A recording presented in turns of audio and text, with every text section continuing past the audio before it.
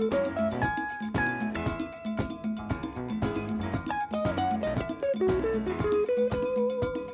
can we take this talk, Mr. Figueira, to your present situation? I'd really like to discuss this because this book that you have written um, has landed you in some trouble at the University of the West Indies 7 years after you published cocaine trafficking in the Caribbean, with the cocaine and heroin traffic in the Caribbean, the case of Trinidad and Tobago, Jamaica, and Guyana, which was published in 2004. 7 years later, on December 4th, 2011, you landed yourself in trouble at the University of the West Indies, where you were a lecturer at the Department of Behavioral Sciences, and you received a letter from UE Principal Professor Clement Sankat, drawing his attention to the concerns raised by one local community. Can you explain to us what happened? Well, that was just one event that eventually ended up with me being terminated at the university on the 1st of January 2015. Well, can you go through those series of events with us? Would you want to share that with us? Because it would give us and our listeners some insight into someone as vocal as you, and possibly the only person vocal like this on the illicit drug trade, and who has done this level of research, and what kind of, for want of a better word, victimization that you're facing. Well, all I have is what people tell me, because the reason for my dismissal, the greatest thing about it is that I was dismissed but never given the opportunity to answer the charges before dismissal. So the classic case is that I was denied my natural justice. And what would those charges have been? How I failed to produce my publications for review. And nobody asked me why. For review by the University of the West Indies? Yes. So accuracy or inaccuracy was not the issue, merely the fact that you did not seek, you did not give them the opportunity to review it before. Is that correct? Yes. And what would your response have been to that? Well, on what grounds are you standing? The fact of the matter is that it was a classic fait accompli, dismissal, handing your ID and your keys and leave. So the only recourse I have now is to seek justice in the High Court, because as a university lecturer, I was not covered under the Industrial Relations Act. I can't go to the Industrial Court. Of course, going to the High Court without a job and a salary is gonna. Yes, that is a very expensive exercise, because in Trinidad and Tobago, justice is for those with money. Yep. Do you feel that those with the means are behind what took place? You said it was a fait accompli. Would you say that it was the end of a conspiracy, would you say? Or well, persons who are supposed to be in the know have indicated that there were requests for my dismissal, and one such request came from within the government.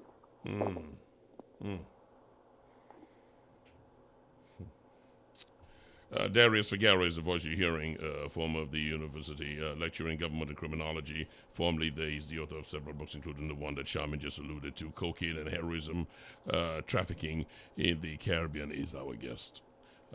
We would love to take some calls on that. Unfortunately, the system is acting up. Let's put it this way: we are restrained this morning in that area. Unfortunately, if you had to offer to concerned citizens, because the picture you painted this morning said, you may as well throw your hands up in the air. It says basically to magistrates, a case comes before you, you are only shuffling the chairs, you're not in fact making a difference, which means it's introducing a sort of apathy in the minds of many people. I cannot do anything about this. If you had to offer some modicum of encouragement to those who are willing to, willing to try and ease this problem and resolve this problem, or at least contain it, what would that be? Well, to every government of Trinidad and Tobago, I've always offered my services. The Well, the fundamental reality is that if you are committed to making a difference, you have to understand the nature of the reality you want to grapple with. And you have to be willing to make changes to the nature of the state. Specifically, what kind of changes, if you were to point out just 3 such examples, sir? So you have to radically reform customs and excise. 2, you have to ensure that you radically reform the police service.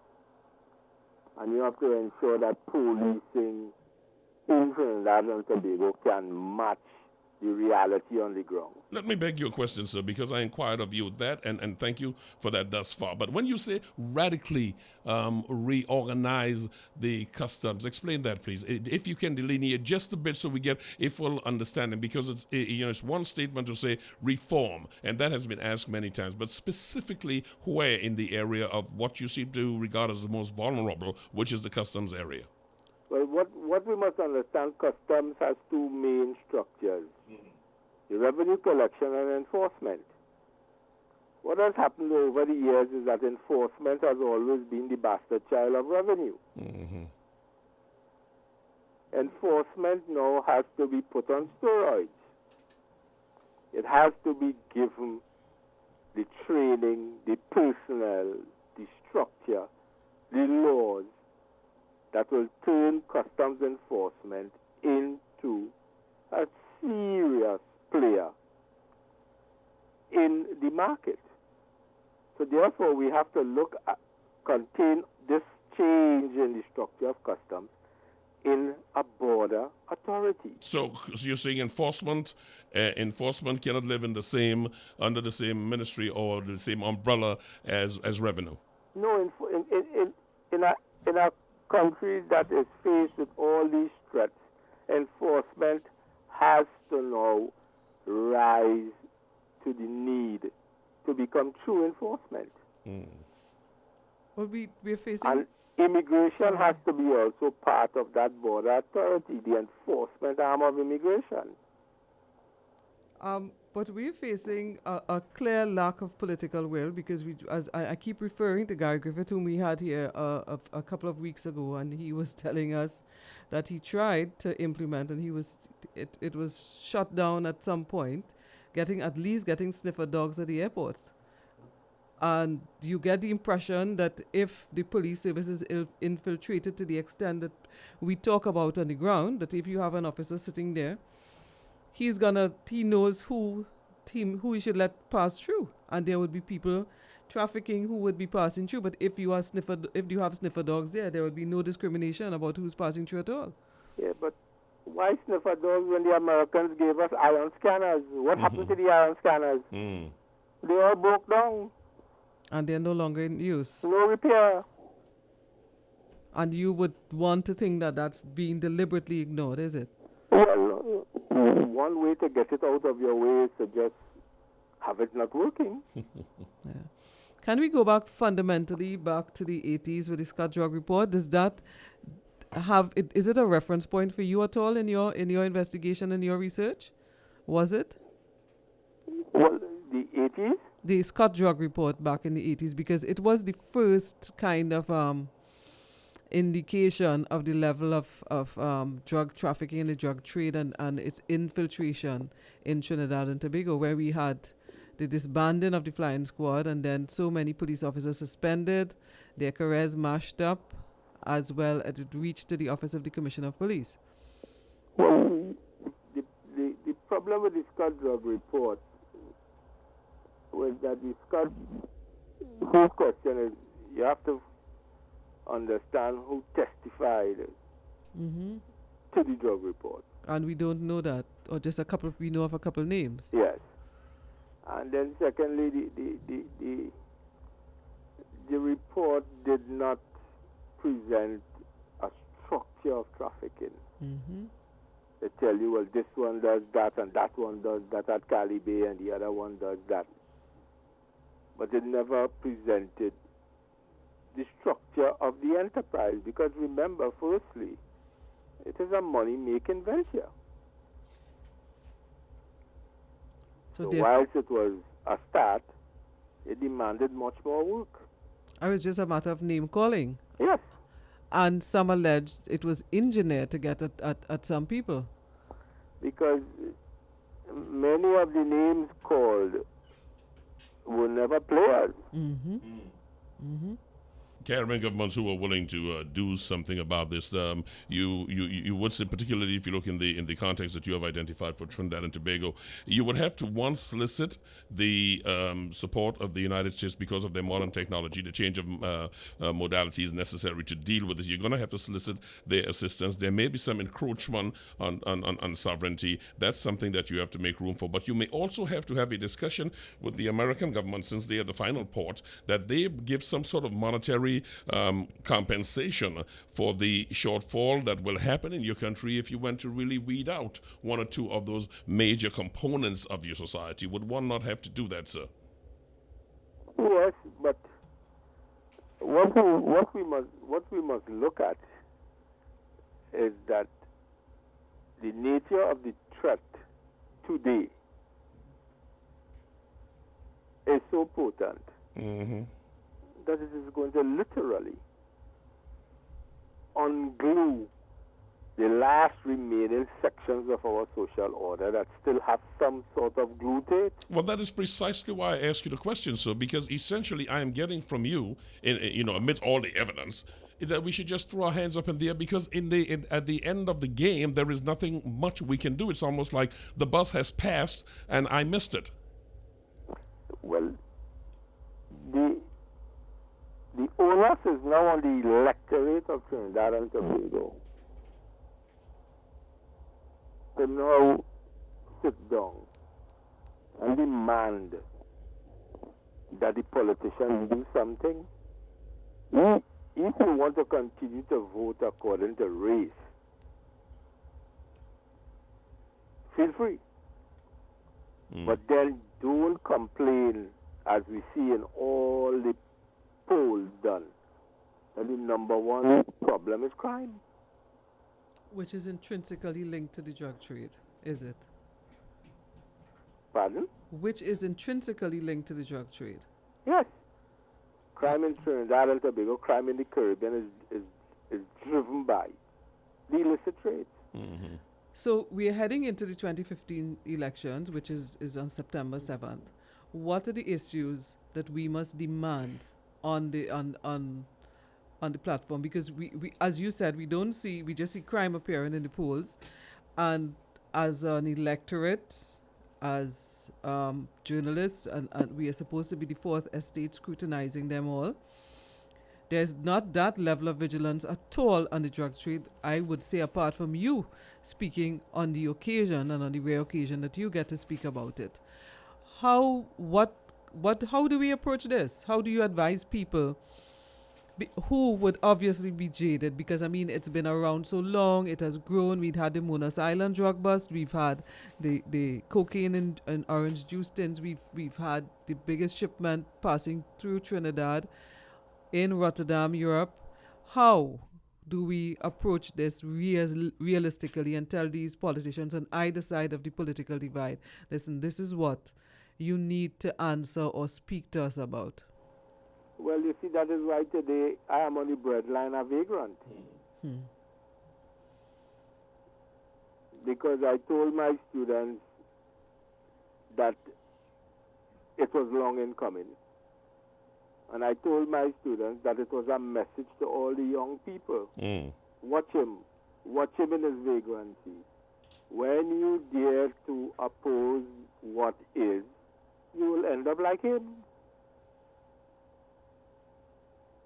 The fact of the matter is, the political discourse of the country deliberately seeks to have the populace believing that, one, there are magic bullets to solve crime in T&T.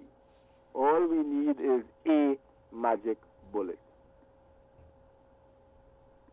from the time you point out that there are no magic bullets and the realities, you set yourself up for the lick up. The situation in Guyana is past dire because Guyana is now a major trafficking point into Brazil. And Brazil is the paradise, the number one target of the of Mexican organized crime, both for their internal market and to export products from with all these raw materials that Brazil exports to the world. So let me give you and your listeners one instance. We have 6 tons of ganja loaded in Jamaica on the way to Guyana. 6 tons of high quality Jamaican white ice. When that reaches Guyana, that goes straight into Brazil.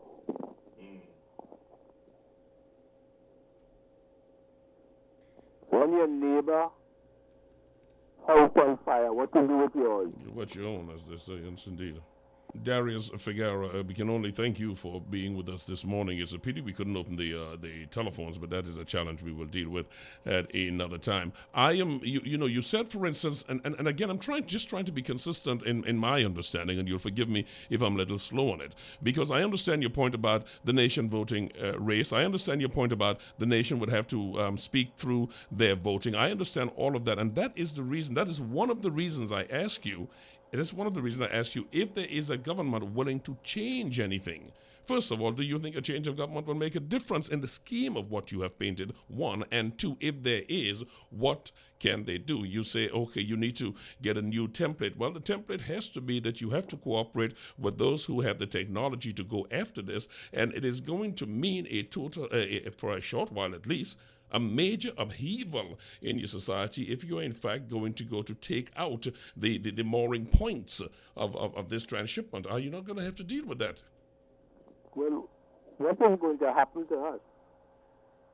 Whether we sit by the wayside and wring our hands, or we finally get active and want to intervene, Mexican organized crime is going to roll out its new social order. So we sit by the wayside and say business as usual, and we keep doing what we are doing.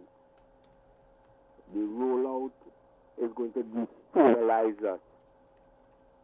I am, as you will appreciate, merely trying to find a ray of sunshine somewhere inside of there, trying to find that there is some place to go with this. All that you have echoed, I have not been privy to all of it because this is your business. But one way or the other, we have heard how dire the situation is. How do we get out of it remains the damning $24 million question. Yes, because you never forget. You sow the wind, you reap the whirlwind. Years ago, when we should have intervened in the decade of the 90s, we did nothing. Now we have to reap the whirlwind. That is a fact of human life. See, the simple fact of the matter is that we have shown the world that we could do something. But the commission is untouched. And as a good soldier, he kept his mouth shut until he died. To the very end, yeah. Darius Figueira, former lecturer of government and criminology at the University of the West Indies, author of a number of books, including Cocaine, the Heroin Trafficking in the Caribbean, now on the unemployment line, and we can look to hear more about that when you take this issue to court. We thank you so much for your hard work. Thank you so much for what you have provided to us, and thank you especially for taking the time to be with us here this morning. Thank you very much for the opportunity. Thank you. The privilege was ours. Thank you, sir. Have a good day now. Bye. Bye. Thanks very much.